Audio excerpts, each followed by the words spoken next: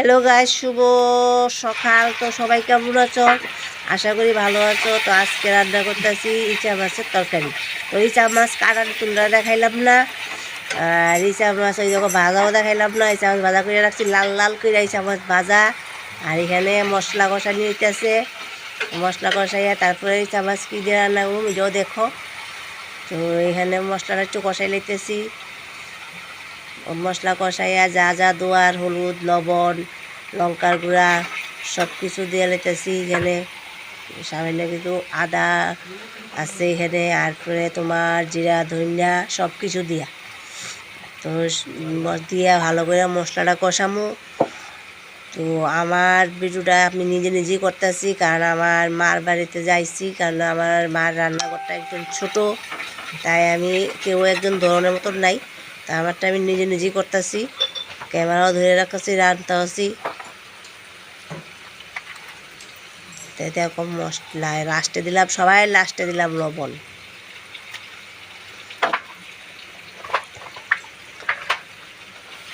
এখন একটু ভালো করে একটু গুঁড়া টুইরা রাইন্দা ভালো করে রান্না করে এলাম। আর করতেছি সবজি, মা সবজি কাটতে দিছে, এটাও তোমরা দেখাইলাম না।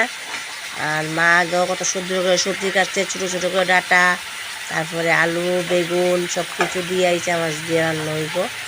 আর সাথে আবার একটা ঝিঙাও দিছে।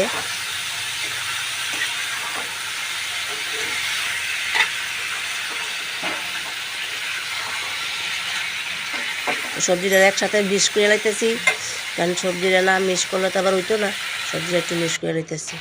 আর এই দেখো কত সুন্দর কইরা কালার। জল দিয়ে লাইছি, চালানি আছে, জল দিয়ে লাইছি। তারপর দিয়ে দেবো ইচা মাছ।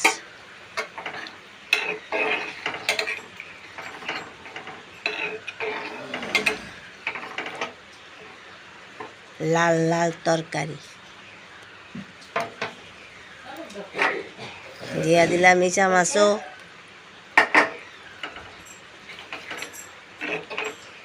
কারণ আমি এখনও বিশালগড়ে আছি মার এখানে।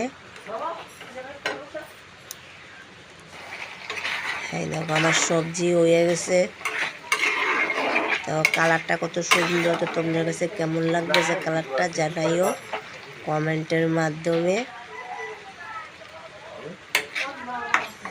তো যদি ভিডিওটা ভালো লাগে লাইক করো, শেয়ার করো, ফলো করে দিও। সবাই ভালো থাকো, সুস্থ থাকো, টাটা।